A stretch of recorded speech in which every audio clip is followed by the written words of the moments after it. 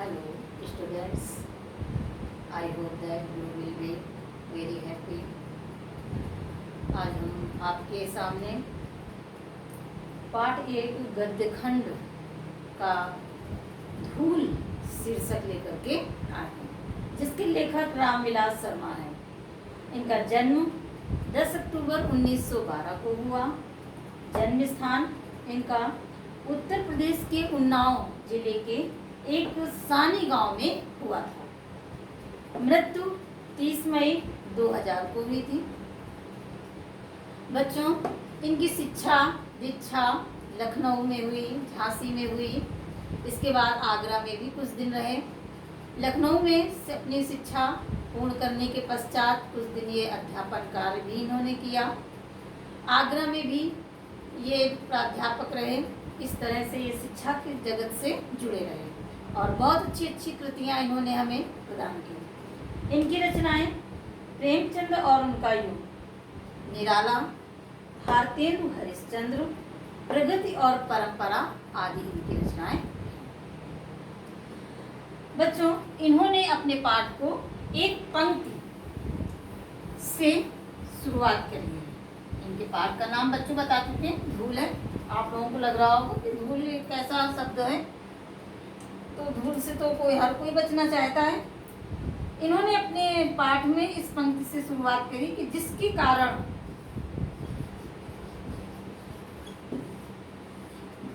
कारण धूल भरे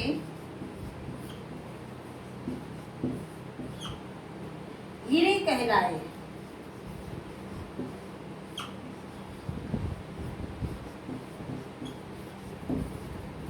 हीरे कहलाए, जिसके कारण धूल भरे हीरे कहलाए।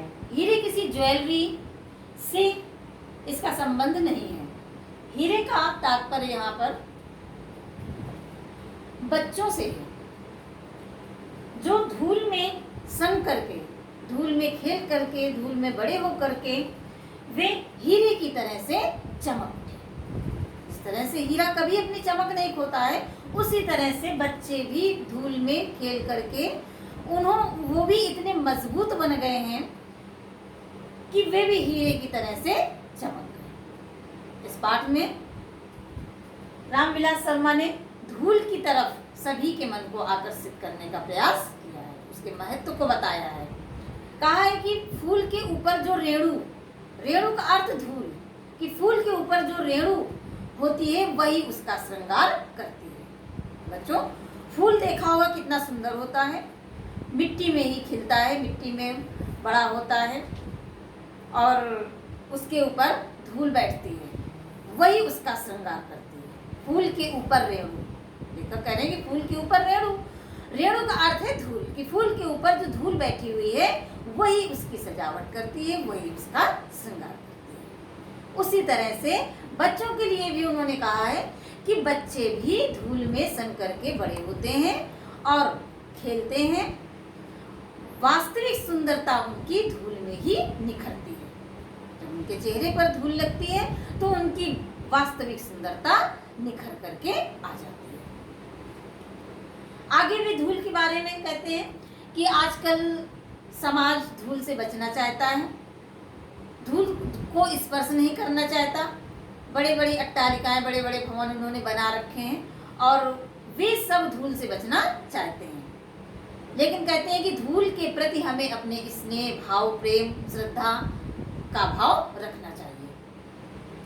धूल जो है, आजकल धूल का वे उदाहरण देते हैं, कहते हैं कि आजकल जो प्रसाधन सामग्रियां चल गई हैं उन पे लोग बहुत इन्वेस्ट करते हैं।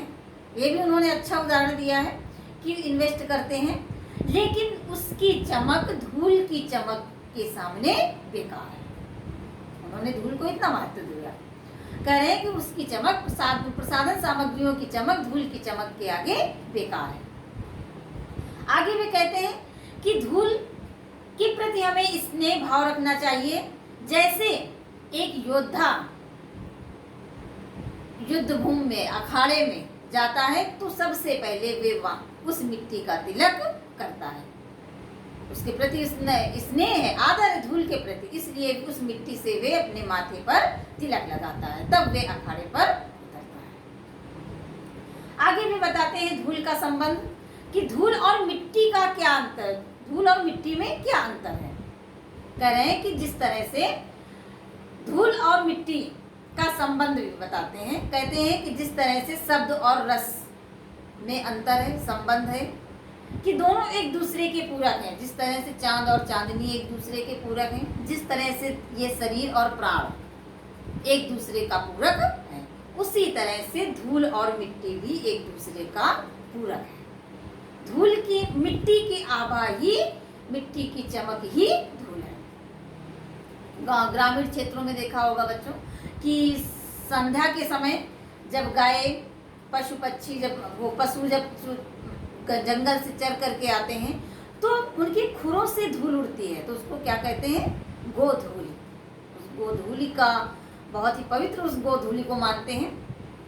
इस तरह से लेखक ने तरह तरह के उदाहरण दे करके हम लोगों को धूल के प्रति हम लोगों का मन आकर्षित किया है।